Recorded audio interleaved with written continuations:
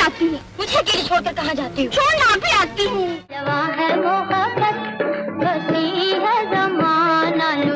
इनकलाबी के साथ मैं हूं शाहिद नज़ीर चौधरी।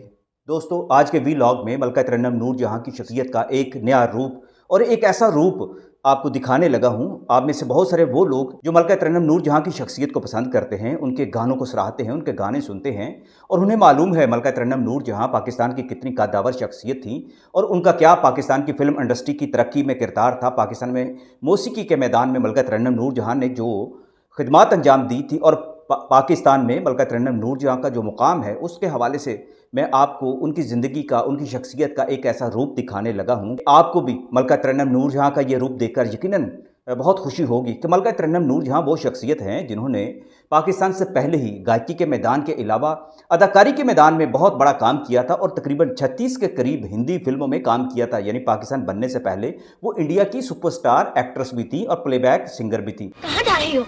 अभी आती हूँ। मुझे अकेली छोड़कर कहाँ जाती हूँ? छोड़ ना, अभी आती हूँ।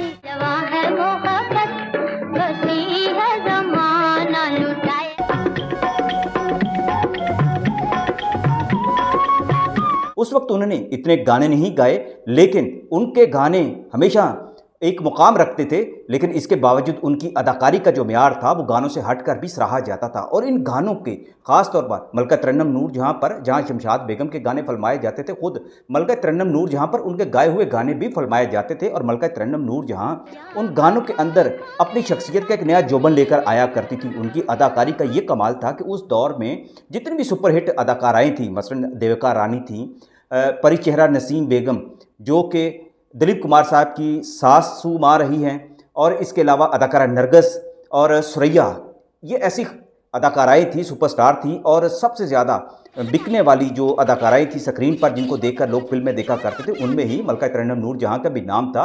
मलका तरन्नुम नूरजहां ने अपने दौर में जिन 36 फिल्मों में काम किया और उसके बाद पाकिस्तान आकर फिल्मों में काम किया था, उनकी जो हिंदुस्तान में फिल्में थी उनमें बहुत सारी फिल्में ऐसी थी जो उस दौर में सबसे सुपरहिट फिल्में हुआ करती थी। इसके बावजूद कि उस दौर में नरगिस, देविका रानी, सुरैया जैसी बहुत बड़ी कदावर शख्सियात मौजूद थी, लेकिन मलका तरन्नुम नूरजहां की अदाकारी का ये कमाल होता था कि जब उनकी फिल्म सिनेमा में लगती थी तो सुपरहिट होती थी और सबसे ज़्यादा बिजनेस करने वाली फिल्मों में उनका शुमार किया जाता था। मलका तरन्नुम नूरजहां ने दोस्तों 1935 में पिंड दी कुड़ी, शीला, मिस्र का सितारा, हीर सियाल, गुल बकावली, ईमानदार, प्यामे हक, सजनी, यमला जट, चौधरी, रेड सिग्नल, ससुराल, चांदनी और ऐसी बहुत सारी फिल्मों में काम किया। लेकिन उनकी जो 8 से ज़्यादा उस दौर में जो सुपरहिट फिल्में साबित हुई थी, उनमें ख़ानदान थी, नौकर थी, जीनत, गाँव की गोरी, बड़ी माँ और अनमोल घड़ी तो एक ऐसी फिल्म थी जिसमें उन्होंने सुरैया के साथ पेयर बनाकर बहुत ज़बरदस्त अदाकारी की थी। फिर उनकी इसके बाद मिर्ज़ा साहिबा फिल्म आई थी और जुगनू के बारे में तो आपको पता है कि ये कमाल की फिल्म थी जो दिलीप कुमार साहब के साथ फिल्माई गई थी।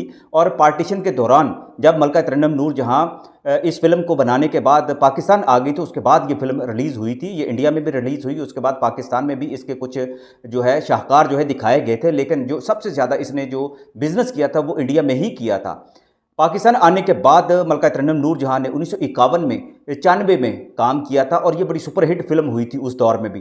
पाकिस्तान में मलका तरन्नुम नूरजहां की फिल्मों का जब नाम लिया जाए तो इन फिल्मों में 95 के अलावा दुपट्टा, गुलनार, इंतज़ार, अनारकली, नींद और कोयल ऐसी फिल्में थी। और फिर इन जैसी कोई और फिल्म पाकिस्तान में नहीं बन सकी क्योंकि मलका तरन्नुम नूरजहां की इसमें गायकी भी थी और अदाकारी का भी कमाल था। कहा जाता है कि 1960 के बाद मलका तरन्नुम नूरजहां ने फिल्मों में काम करने की बजाय गुलकारी पर ज़्यादा तवज्जो दे दी थी। उस दौर में उनके पंजाबी गानों का एक सीज़न नया शुरू हो गया था और वो कहा करती थी कि पंजाबी गानों के बाद कि मुझे तो नया जोबन मिल गया है। मलका तरन्नुम नूरजहां के पाकिस्तान में जो फिल्में थी वो तो यादगार थी, लेकिन जो इंडिया में जो उनकी फिल्में थी वो सुपरहिट फिल्में हुआ करती थी। और आज की वीडियो में असल मकसद मेरा ये है कि आपको मलका तरन्नुम नूरजहां का जो मैं रूप दिखाना चाहता हूं, मैं ये बताना चाहता हूं कि मलका तरन्नुम नूरजहां को आपने उनके बढ़ापे में भी साड़ी में देखा और आपने देखा कि वो बनाव श्रृंगार बहुत ज़्यादा करती हैं। असल में वो अपनी खूबसूरती और अपने मेकअप और अपनी सेहत के बारे में बहुत ज़्यादा और अपनी शख्सियत को निखारने के लिए बहुत ज़्यादा कॉन्शियस रहा करती थी। इंडिया में उन्होंने जितनी भी फिल्मों में काम किया उनके रूप का एक नया ही तस्वर हुआ करता था और उनका ग्लैमर जो था बोला करता था। अदाकारी का तो अपना कमाल था।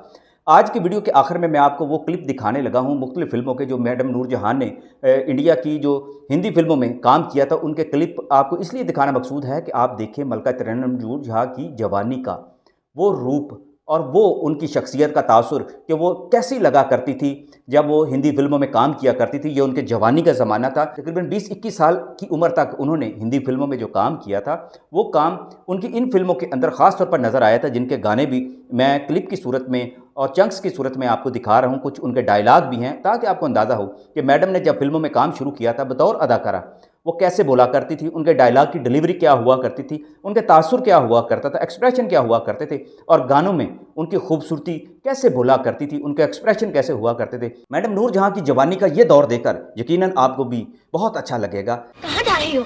अभी आती हूँ। मुझे अकेले छोड़कर कहाँ जाती हो? छोड़ ना, अभी आती हूँ। जवां है मोहब्बत, बसी है ज़माना लुटाए।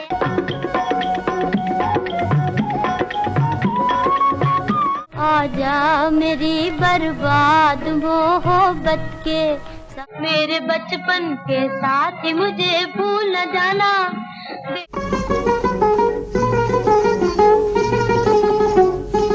झलक दे के मेरी ईद बना, आवाज दे